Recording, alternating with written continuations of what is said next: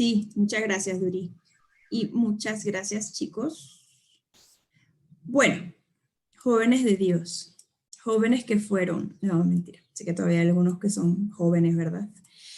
Nosotros vimos, fíjense que espérenme, déjenme subir esto acá. Ajá, esta clase la adjunté en la misma presentación, pues para no tener que estar buscando la otra, en la clase pasada que hablábamos de cuál era el abordaje en las personas que trabajaban en este ámbito, cuál era el abordaje cuando estaban frente a un accidente, ¿no? Entonces, yo solo la dejé acá como por si tenemos que regresar ahorita para explicar algo, ¿ok? Esta fue la clase que ya vimos, como para que sepan que no es que eh, no les estoy dando alguna información, simplemente la puse acá porque obviamente no voy a repetir, o sea, no voy a repetir trastorno de estrés postraumático, no voy a repetir ansiedad, angustia. Digamos que son los cuadros clínicos que se suelen presentar en las personas que están frente a eventos de este tipo, ¿no? Pero entonces hoy vamos a hablar de, ahora sí ya como de las víctimas, no de los que trabajan en este ámbito, sino de las víctimas. Y repito, como no quería ser reiterativa, hablarles otra vez de trastorno de estrés postraumático, de la ansiedad, de los cuadros de pánico y de los cuadros de ansiedad, entonces en esa clase no hablamos de trauma. Y la verdad es que trauma es una de las consecuencias más experimentales en las personas que están frente a estos eventos. O sea, es una de las experiencias más fuertes y más allá del trastorno de estrés postraumático, pues existe el trauma. Y el trauma, la diferencia entonces con el trastorno de estrés postraumático que lo vimos en la otra clase, sería que el trauma se queda en la memoria de la persona. Si recuerdan, en la clase pasada, que ya fue hace como 4 semanas, dijimos que el trastorno de estrés postraumático, de acuerdo al manual de evaluación y el manual de diagnósticos y evaluación, el DSM-5, decía que tiene una duración, ¿no? Y esta duración es una de las particularidades que nosotros tomamos en cuenta para saber si esta persona está atravesando por un TEP, ¿no? Por un trastorno de estrés postraumático, o por un cuadro de ansiedad, o por un cuadro de angustia. Entonces, tiene como su duración específica. Bueno, el trauma no funciona así. El trauma se queda incrustado en tu memoria emocional y en tu memoria corporal, porque para los que no lo saben, el cuerpo tiene memoria. Entonces vamos a empezar con unas definiciones de unas personas psicoterapeutas clínicos que han estado trabajando específicamente con las reacciones de trauma en diferentes aspectos. Yo solamente les voy a hablar de las situaciones de accidentes, ¿no? Sin embargo, por allí hay una clasificación que simplemente se las pongo como para que se informen, pero pues nos vamos a enfocar solamente en el trauma, en estos accidentes donde la persona vive un shock inicial y en donde le cuesta después quitarlo o borrarlo de su mente, ¿no? Entonces, hay 3 definiciones que les puse de estos especialistas que tienen incluso una escuela para tratar eventos de trauma. Imagínense lo fuerte que es, ¿no? Entonces, esta definición de Gabor Mates me encantó, ¿no? Y es una de las más actuales. Dice, el trauma es una herida psíquica que te endurece psicológicamente y luego interfiere en tu capacidad de crecer y de desarrollarte. Te duele y ahora actúas por dolor. Te induce al miedo y ahora actúas por miedo. El trauma, fíjense esto, el trauma no es lo que te ocurre, es lo que ocurre dentro de ti como resultado de lo que te pasó. ¿Ok? El trauma es esa cicatriz que te hace menos flexible, más rígido, menos sensible y más defensivo. O sea, aplica, les digo, es una de las definiciones más actualizadas sobre uno de los psicoterapeutas que trabaja específicamente con personas que han atravesado por eventos muy traumáticos, por eventos muy fuertes. Ya vamos a ver, hay uno que se llama el shock inicial. Y entonces él da esta definición que me parece a mí muy real, más allá de buscar nombres como clínicos. Me encantó, dice, no es lo que te ocurre, ¿ok? El trauma no es lo que te ocurre, es lo que ocurre dentro de ti como resultado de lo que te pasó. Es decir, que entonces, ¿qué es lo que se trabaja con el trauma? Precisamente es cómo tú viviste esta experiencia, cómo la procesó tu miedo o cómo la procesó tu cortisol, cómo la procesó ese espacio de la vida en donde no supiste reaccionar o en donde reaccionaste de forma exagerada, etcétera, ¿no? Entonces, hay dos definiciones más, ¿no? Una es de Resma-Menakem y la otra es de Bessel van der Kolk. Entonces, el trauma puede ser cualquier cosa que ocurra demasiado, ¿ok? Que ocurra demasiado. ¿Demasiado cómo? Bueno, demasiado rápido, demasiado pronto, demasiado largo, junto con la falta de lo que debería haber sucedido, ¿ok? Que era la dotación de recursos. Se supone que nosotros ante cualquier evento, nosotros contamos con los recursos emocionales para reaccionar de una forma adecuada. Entonces, cuando un evento, sobre todo un evento de este tipo, es decir, un evento, un siniestro, ¿no? Un accidente de tránsito, un accidente aéreo, un accidente marítimo, ocurre, tú no estás pensando que ese momento, pues te vas a quedar sin oxígeno o que vas a estar luchando por tu vida, ¿no? Entonces, ocurre demasiado. Es muy rápido, es muy pronto o es muy largo, ¿no? Y a eso se le suma la ausencia de que no tengo el recurso emocional como para saber por dónde voy a escapar, el recurso emocional para saber qué es lo que voy a hacer, cómo me voy a poner a salvo, cómo voy a poner a salvo a las personas que estén bajo mi cuidado, ¿no? Entonces, esa es una definición también como más específica del trauma. Y el otro que me gustó, por eso les dije, les puse 3 definiciones, dice, el trauma es la incapacidad de habitar el propio cuerpo sin estar obsesionado por sus defensas y el adormecimiento emocional que cierra toda experiencia, incluyendo el placer y la satisfacción. O sea, esto entonces, cuando nosotros hablamos, que suena muy poético, la verdad que a mí me gustó mucho cómo sonaba, pero buscando la parte clínica dice, la incapacidad de habitar el propio cuerpo, a eso se le llama disociación. ¿Ok? A eso se le llama disociación. Cuando yo me disocio y yo no sé quién soy o yo dejo de ser quien soy, tengo incapacidad para habitarme, para saber qué es lo que está ocurriendo en mí. Pareciera como si estuviese yo viendo a una persona y esa persona me está viendo a mí, pero esa persona resulta que soy yo misma, ¿no? Entonces, a eso se le conoce como disociación. Entonces, esta fue otra de las definiciones. Estos son psicoterapeutas que, les repito, trabajan entonces específicamente con casos de trauma, ¿no? ¿Cómo se vive un trauma? Cuando se desencadena el trauma, ok, espérenme, déjenme ponerlos aquí abajo. Cuando se desencadena un trauma, ok, podemos retroceder a estados primarios de miedo, reaccionar agresivamente o quedarnos paralizados y no ser capaces de asimilar el nivel de amenaza. No somos capaces de asimilarlo. ¿Por qué? Porque no tenemos... hola María José. Y dice, buenas tardes, soy nuevo en el curso, la verdad hoy recién ingresé el link, me llamó Felipe Vallejo, me llamo Felipe Ran. Ok, con razón, si no se nos hacía conocido tu nombre, pues bienvenido y bienvenidos a todos, mira Alba, Beatriz, bueno Beatriz, que no es Beatriz, ¿verdad? Y María José, bueno, bienvenidos a todos chicos.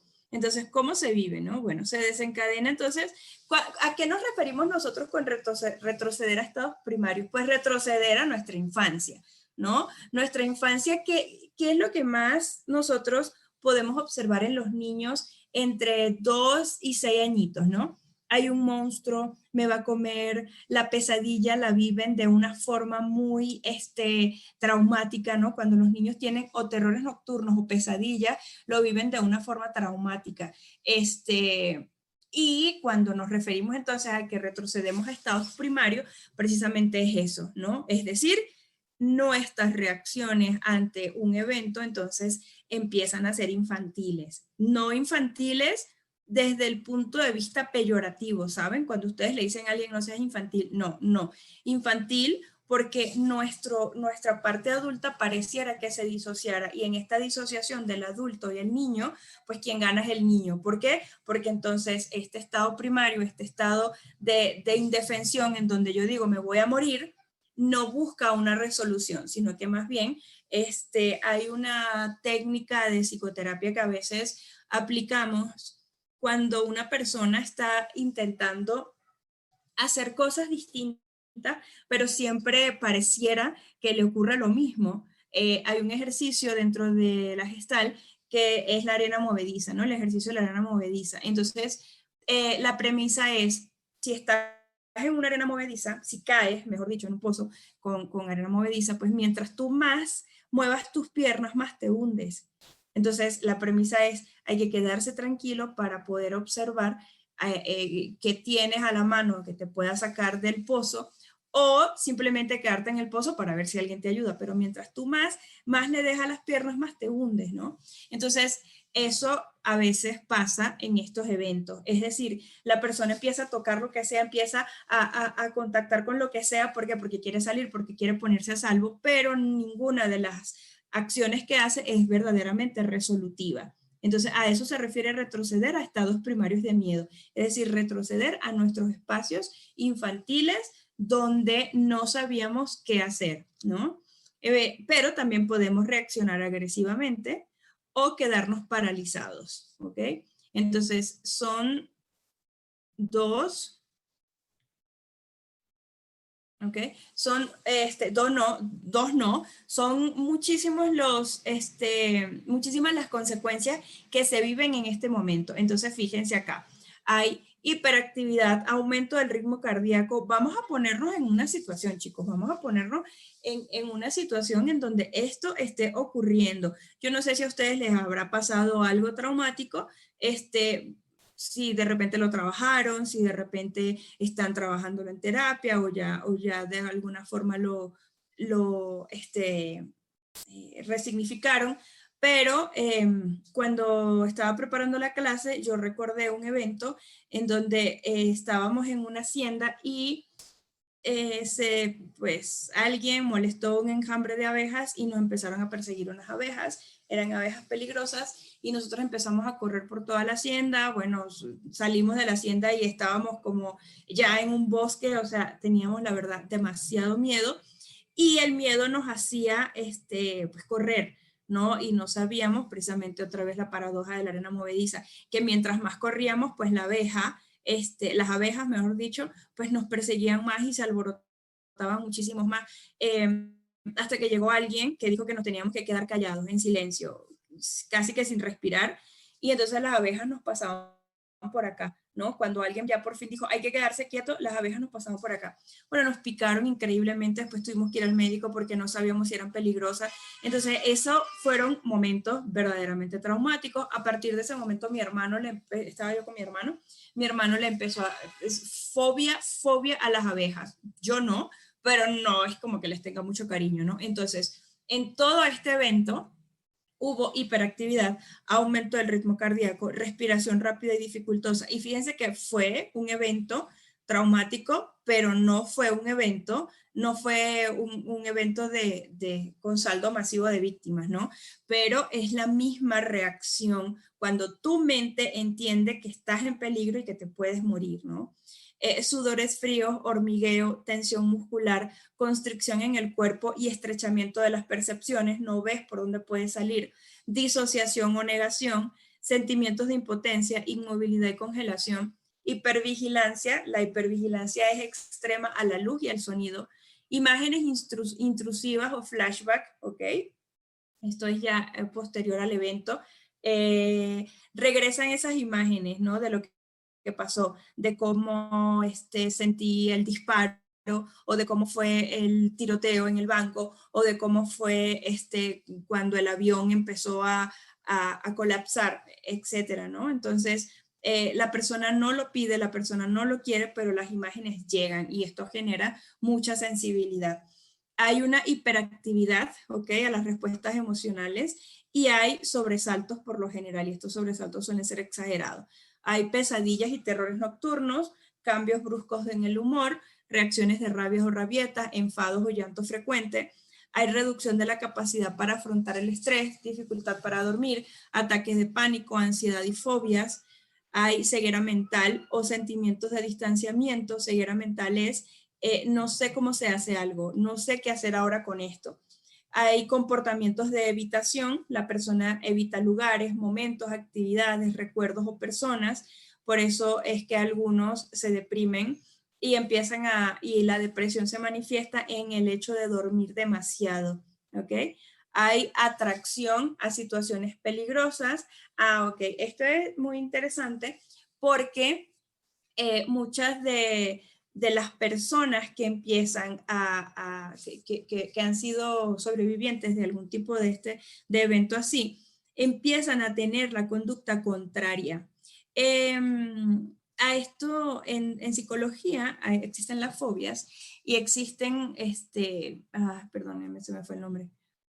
Bueno, existen las fobias y hay una forma en la que muchas veces la misma mente te ayuda a sopesar la fobia y es poniéndote en situaciones mucho más, poniéndote en la misma situación pero de forma exagerada. Es decir, puede existir una persona que le tenga miedo a las alturas, pero que sea piloto, contrafobia me parece que se llama. Entonces, perdón, se me fue el nombre, pero entonces la persona siente que así es como lo controla. O puede existir personas que le tengan miedo a los animales y entonces se convierten en veterinarios. Entonces, bueno, desarrollan este mecanismo para poder lidiar con ese miedo. Bueno, algo así sucede con esto de atracción a las situaciones peligrosas. La persona que nunca había tenido necesidad de vivir emociones fuertes empieza entonces a querer subirse a autos de carrera, a comprarse moto y correr accesos de velocidad, ¿no? Entonces, es una consecuencia del mal manejo de esta situación traumática, ¿ok? También pueden existir, perdón, comportamientos adictivos, ¿ok? Como por ejemplo comer en exceso, beber en exceso, fumar o consumir drogas. Puede alterarse también el área sexual, la actividad sexual o exagerada o disminuida. Puede existir amnesia u olvido. También a nivel emocional tenemos incapacidad de amar, cuidar o establecer vínculos con otras personas. Empieza a desarrollarse un miedo constante a morir o a tener una vida acortada. La persona puede empezar, si digamos que la persona ya tiene algunas características o depresivas o ansiosas, puede empezar a contactar con el hecho de agredirse a sí mismo, en este caso, a practicar la automutilación. Empieza a perder sus creencias, ¿ok? Creencias espirituales, religiosas, interpersonales. Puede ser una persona que desarrolle timidez excesiva, disminución de las respuestas o una disminución de las respuestas emocionales. Incapacidad para asumir compromisos, ¿por qué? Porque tiene miedo de que algo le pueda ocurrir, fatiga crónica o energía física muy baja, empieza a tener problemas físicos, problemas médicos, ¿no? Entonces los primeros son problemas del sistema inmunitario. Puede también empezar a desarrollar enfermedades psicosomáticas. Recuerden que las enfermedades psicosomáticas se gestan en el cerebro realmente, ¿no? No sucede nada malo con tu cuerpo. Simplemente yo creo que estoy enferma, es una creencia, pero no es real, ¿no? Entonces las enfermedades psicosomáticas en este caso están referidas a los dolores de cabeza, a las migrañas, problemas de cuello y espalda, ¿ok? También puede aparecer un dolor crónico, puede aparecer problemas respiratorios como el asma, pueden aparecer trastornos de la piel como alergia, psoriasis, o pueden haber problemas digestivos, ¿no? Gastritis, colitis, colon irritable, etcétera, ¿no?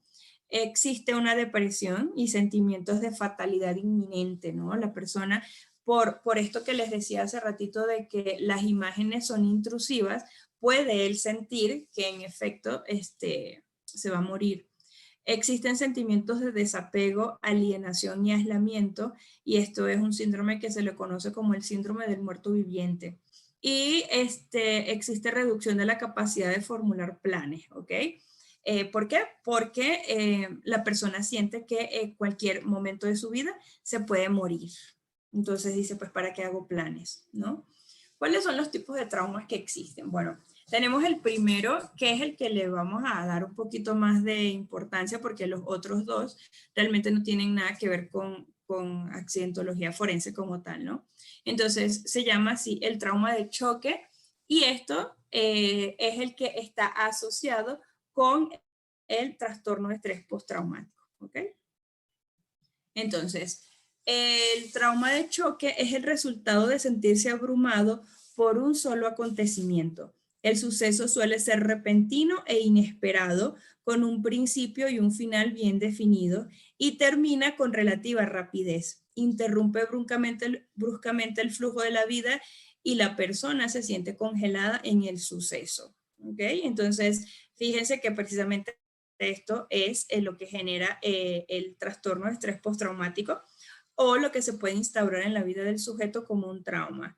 Es un solo acontecimiento que es repentino y es inesperado, que tiene un inicio, que tiene un final, ¿no? Y que termina con relativa rapidez porque sabemos que la mayoría de los accidentes, al menos el momento, tienen un tiempo muy es rápido, ¿no? Sin embargo, la persona lo experimenta como son los 2 minutos, yo no sé si a ustedes les ha pasado, ¿no? Que las personas dicen, han sido los 2 minutos más largos de toda mi vida, o expresiones como vi mi vida en un instante, ¿no? Todo esto es real. Todo esto que dicen las personas es real, ¿ok? Realmente sienten que están viendo su vida en un momento, realmente sienten que se pueden morir, ¿no? Entonces, a esto se le conoce como el trauma de choque. Entonces, son muchos los tipos de sucesos que pueden provocar un traumatismo por choque, ¿ok? Fíjense, caídas, accidentes, agresiones, asfixia, actos de guerra, ahogamiento, catástrofes naturales y procedimientos médicos invasivos. La persona, cuando experimenta alguno de estos eventos, siente como si su mundo se hubiese derrumbado o se hubiese hecho añicos. El traumatismo por choque puede producirse en niños y adultos que presencian o experimentan los sucesos que les acabo de mencionar. Y aunque el trauma emocional es una respuesta normal a un acontecimiento perturbador, se convierte en trastorno de estrés postraumático cuando el sistema nervioso se queda atascado y el paciente permanece en estado de shock psicológico, incapaz de entender lo que le ha ocurrido o de procesar sus emociones. Por eso es que, fíjense chicos, en terapia siempre sucede algo. Las personas, yo no sé si también les ha pasado, las personas que van a terapia, la mayoría, te quieren contar una historia o te quieren contar un suceso de cómo lo perciben, ¿no? Entonces, bueno, es que fulano me quiere quitar a mi hijo y yo no se lo puedo permitir porque entonces yo como me voy a quedar sin mi hijo, tú estás de acuerdo, Sol, que eso no sería bien porque entonces yo vengo para acá para el psicólogo porque... ¿Ok? Y entonces cuando uno tiene su primera intervención o cuando uno empieza a intervenir, la persona otra vez le viene como la imagen intrusiva o el discurso intrusivo y empieza, no, pero es que no, pero es que en ese momento, ok, de acuerdo a mi corriente terapéutica, le pregunto, ¿no? O sea, sí le pregunto así como, oye, veo que se te hace muy difícil procesar emocionalmente lo que te estoy diciendo. Tómate unos minutos para que proceses lo que te estoy diciendo. Entonces no le digo, ay, ya cállate, no le digo, ay, pero es que no está, no, se lo interpreto, se lo devuelvo. ¿Por qué? Porque nosotros los terapeutas necesitamos esto, que la persona procese lo que le está ocurriendo. Porque cuando lo procesamos, y hagan ustedes el ejercicio, cuéntense la historia 2 veces, ¿ok? Es muy distinto contarme la historia y decir, bueno, fíjate, Sol, que mi esposo me quiere quitar a mi hijo yo sí sabía que él tenía rasgos agresivos cuando nos empezamos a vivir juntos, ¿sabes? Yo sabía que él era una persona machista y aún así yo decidí estar con él. Es muy distinto a cuando yo digo, no, y entonces ese desgraciado quiere quitarme a mi hijo, quiere dejarme a mí sin hijo, pero ya va a ver el hijo de su... ¿no? Entonces, el trabajo de nosotros, los psicoterapeutas, es hacer que la persona procese lo que le está ocurriendo y se lo cuente de otra manera, se lo cuente a sí mismo de otra manera. Mucho más cuando la persona está ante un evento traumático, ¿no? Entonces, fíjense que dice acá, que se convierte en un trastorno cuando el sistema nervioso se atasca, se estanca, pues se queda allí congelado. Y el paciente entonces permanece en ese mismo estado de shock, como preguntándose qué hubiese pasado, como cuestionándose qué hubiese hecho, qué más, culpándose, si de repente fue un accidente automovilístico, culpándose, si de repente fue un accidente aéreo, pues también porque pues yo quería hacer ese viaje. Entonces es importantísimo que también nosotros fomentemos eso. Ahora puede ocurrir lo contrario, que venga un paciente que sí procese la emoción, pero que el psicoterapeuta quiera que de una vez lo supere, ¿no? Ajá, pero dímelo, ajá, pero dime más, pero ¿por qué te quedas callado? Pero te estás quedando callado. Si el paciente tiene necesidad de quedarse callado es porque algo está procesando, ¿ok? Y nosotros tenemos que ser respetuosos con eso que está procesando, porque precisamente allí es donde empieza la cura, ¿ok? Y existen estos dos tipos de trauma que les digo, solamente se los puse por interesante, pues, pero no porque nosotros acá vayamos a definirlo. Existe el trauma del desarrollo, ¿ok? Es el resultado de acontecimientos tan abrumadores para un niño que su sistema nervioso no puede madurar de forma adecuada a la edad. Y entonces este evento ocurrido en, en alguna etapa de la vida del niño altera el sistema nervioso, ¿ok? Y suele ser lo suficientemente grande como para provocar cambios y retrasos duraderos en su maduración física, en su comportamiento y en su capacidad de pensar, manejar emociones y socializar con los demás. Eso se le conoce como trauma de desarrollo, ¿no? Y el trauma transgeneracional, a mí me encanta. De hecho, estaba leyéndome un libro buenísimo sobre esto, porque pues nosotros somos una cadena de herencia, ¿no? Entonces, el trauma transgeneracional se refiere al trauma que se transmite de generación en generación. Y de hecho, a esto se le conoce como la epigenética. La idea es que no solo alguien puede experimentar un trauma, sino que puede transmitir los síntomas y comportamientos de la supervivencia del trauma a sus hijos, que a su vez se lo pueden transmitir a sus hijos y convertirse entonces en una especie de tara neurótica, una cadena neurótica. Fíjense algo, yo no sé si también acá en la clase les ha pasado que hay niños que están procesando un duelo. Fallece el abuelo, fallece la abuelita, ¿no? Fallece un tío, fallece un ser querido.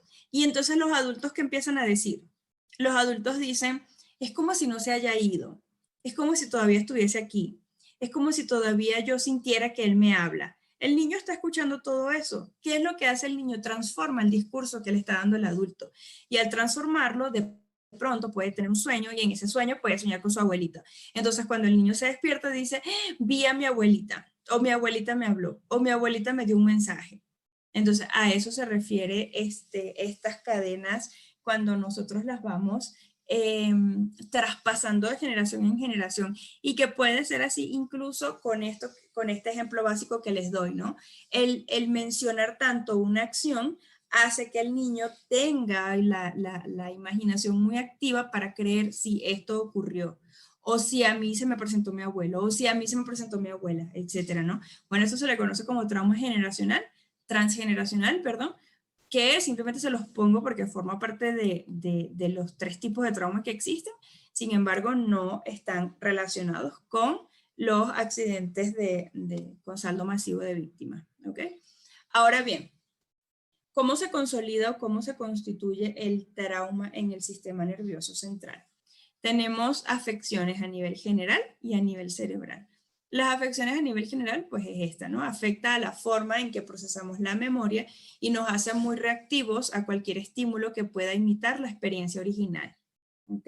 Es decir, si la experiencia original fue el robo de un banco con antisociales que ingresaron con armas largas y estuvimos 2 horas secuestrados y pues yo sobreviví, la persona se hace reactivo ante cualquier experiencia que pueda parecérsele a esa, es decir, estar en un banco. Entonces, para esta persona ir al banco pues, representa un nivel de estrés bastante grande. O, por ejemplo, que vea un arma de fuego. No, la persona puede tener entonces este miedo inminente de, tiene un arma de fuego, ¿por qué? Porque recuerda este evento, ¿no? Y pues la parte cerebral, que es una de las partes más amplias en donde se instaura el trauma, y me parece muy interesante porque pues aquí vemos que hay mucho de estos chicos que realmente no puede controlar la persona. A veces, sobre todo, por ejemplo, en casos de abuso sexual, donde hay un trauma, muchas personas dicen, ay, bueno, pero ¿por qué lo revive? ¿Pero por qué lo tiene que contar? ¿Pero por qué o sea, cuestionan la forma cómo la persona está viviendo el trauma y no saben que muchas veces no depende de la voluntad de esta persona. ¿Por qué? Porque es cerebral. Entonces, las siguientes regiones del cerebro son las más propensas a cambiar tras un acontecimiento traumático. Entonces, tenemos la amígdala, no la amígdala de la garganta, ¿ok? La amígdala cerebral, está diseñada para detectar y reaccionar ante las personas, los lugares y las cosas del entorno que pueden ser peligrosas. ¿Ok? De eso se encarga. Esto, ¿ok? Es importante para nuestra seguridad y nuestra supervivencia. Entonces, después de un trauma, la amígdala puede estar aún más en sintonía con las amenazas potenciales del entorno, lo que lleva a la víctima del trauma a vigilar de cerca su entorno para asegurarse que todo el tiempo esté a salvo, ¿ok? Y para tener reacciones emocionales ante personas, lugares o cosas que pudiesen ser amenazadoras o que pudiesen hacerle revivir el trauma. Por eso, si el evento traumático fue un robo, o un intento de robo, un intento de homicidio, la persona, ¿verdad? Va a meterse en clases de defensa personal, en clases de desarme, ¿no? ¿Por qué? Porque quiere ponerse a salvo, pero porque todavía la amígdala sigue reaccionando de forma negativa ante este evento. Esta mayor atención a las amenazas potenciales en el entorno puede hacer que sea difícil prestar atención, ir a nuevos lugares e interactuar con nuevas personas. ¿Por qué? Porque la amígdala va a interpretar que todo es una amenaza. Seguimos con las afecciones a nivel cerebral en el trauma. El córtex prefrontal ayuda a controlar la actividad de la amígdala y participa en el aprendizaje de que las personas o los lugares que antes eran amenazantes ahora son seguros. ¿Ok? Es la parte que se encarga como de mediar en eso, ¿no? De decir, no, mira, ya el hecho de que te haya pasado esto en un banco no quiere decir que todos los bancos sean inseguros y esto te vaya a ocurrir. De esto se encarga el córtex prefrontal. Ahora, las conexiones entre el corte prefrontal y la amígdala a veces no son tan fuertes en las personas que han sufrido un trauma. Entonces, como resultado, este corte prefrontal no es tan eficaz para reducir lo reactivo que puede ser alguien ante diferentes personas, lugares o cosas, ¿no? Y entonces, como no hay una conexión tan segura, la persona se tarda mucho más en poder otra vez evaluar todo su contexto, evaluarlo de una forma objetiva, evaluarlo desde una forma en la que no se sienta amenazado, ¿no? Esto puede llevar a elevaciones persistentes del miedo y la ansiedad ante señales que recuerdan el trauma que han experimentado estas personas.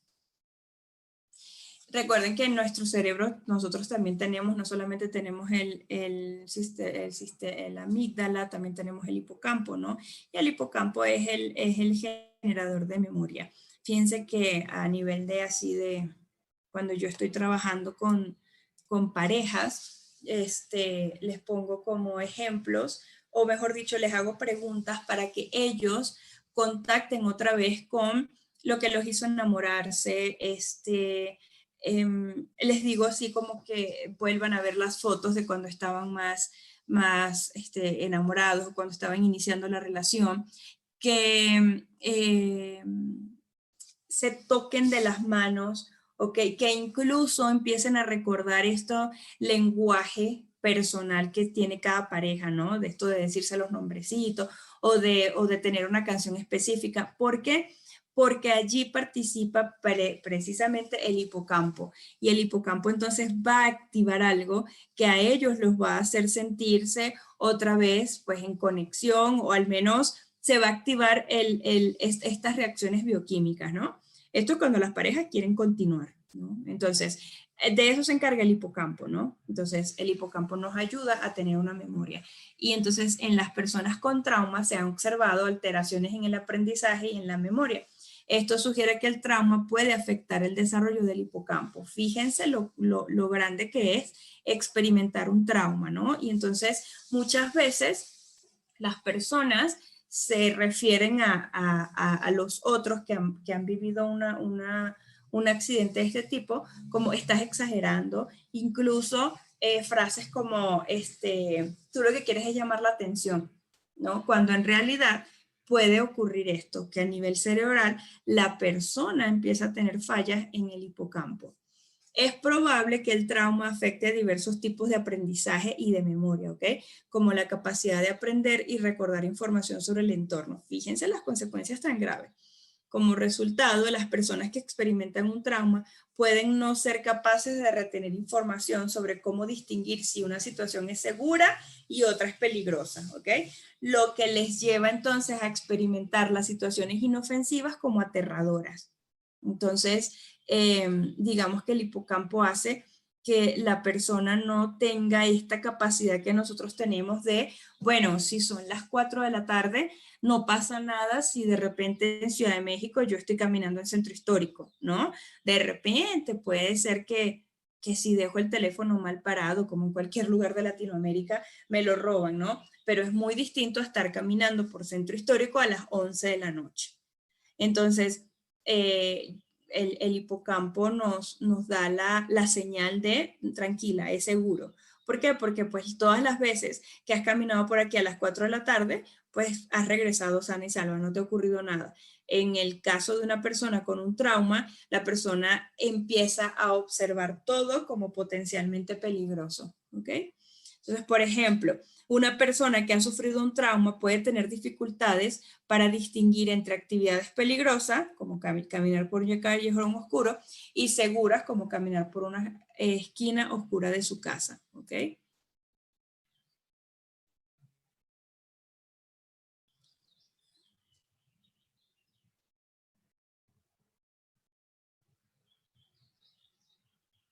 Angélica, ok, Angélica, perdón, ay Dios mío, me quedé callada porque estaba leyendo lo que puso Angélica, pero no sé por qué no lo leí en voz alta. Angélica dice que presenció un accidente de tránsito en donde un conductor de autobús se llevó por delante a un motociclista. Las dos ruedas traseras del autobús pasaron por encima de la cabeza del motociclista, aunque no hubo un saldo masivo de víctimas, sino una. Mi reacción fue seguir caminando. ¿Usted cree que esa reacción fue normal? Pues, Angélica, como lo hayas vivido, depende de ti, ¿no? Si tú lo viviste como una situación normal, pues tal vez es porque tienes buenos mecanismos o tal vez porque no sentiste que tu vida corría riesgo o tal vez porque no te quisiste involucrar como demasiado. En estos casos, ¿qué es lo que pasa? Que tú te vas a acercar y lo que van, o cualquier persona se va a acercar y lo que de repente va a hacer es obstaculizar el proceso, ¿no? O sea, en este caso, tal vez a detenerse, llamar a una ambulancia, quedarse en una esquina, ¿no? Pero pues realmente, ¿qué es lo que puedes hacer? Tal vez tienes un sistema reactivo como muy, pues sí, como muy normal, en donde ante el evento racionalizas la situación y dices, bueno, ¿yo qué puedo hacer ahí? ¿Yo qué puedo aportar? Y sigues. Quien puede decir si lo viviste como algo normal, eres tú, ¿no? O sea, yo no te puedo decir si esto es normal o no, simplemente fue una reacción, tú lo sentiste como normal, a ti te pareció normal, te pareció que esta persona que dices que las ruedas le pasaron por encima de la cabeza, tal vez no te pareció grave, por eso no tuviste ninguna reacción, o tal vez estabas pensando en otras cosas. Son muchos las respuestas. Sin embargo, pues si es una situación que te saca de ese momento en el que estés, ¿no? Porque estás caminando normal y ocurre todo esto, sí te tiene que sacar de esta tranquilidad, de esta pasividad en la que estás, que no te haya generado nada, que no te haya sacado ni siquiera, no sé, que no te hayas detenido y hayas visto si el chico se puso bien, pues ahí sí tú tendrías que ver qué fue lo que hizo, que no te llamó la atención, como el detenerte, llamar a una ambulancia, de repente viste que llegaron las personas y dijiste, pues, ¿para qué me voy a meter? No sé, ¿ok? O sea, pero sí un evento particular y exagerado como este, en donde vamos caminando y ocurre toda la vez, tiene que fomentar alguna reacción en nosotros, ¿ok? Nada más eso para que tú lo revises, ¿no? Para que tú te revises a ti y digas, bueno, lo que pasa es que yo sabía que iba a llegar la ambulancia, bueno, lo que pasa es que realmente no me interesó, ¿no? No me interesó, estaba metida en mi rollo, estaba metida en mi problema, no me interesó. Pero de normal o no, tú eres la que me puedes decir si lo sentiste normal. Ok, entonces, bueno, esa es la función del hipocampo, ¿no? Entonces, el hipocampo nos dice, a través de la memoria, ¿no? Porque el hipocampo se encarga de eso, nos dice, sí, por aquí es seguro que pase eso, porque por aquí nunca te ha pasado nada, por aquí nunca te ha ocurrido nada. Entonces, en el caso de una persona que haya vivido un trauma, el hipocampo se ve obnubilado. Entonces, la persona no sabe si realmente es por aquí o es por allá. ¿Por qué? Porque por aquí o por allá le pueden hacer daño.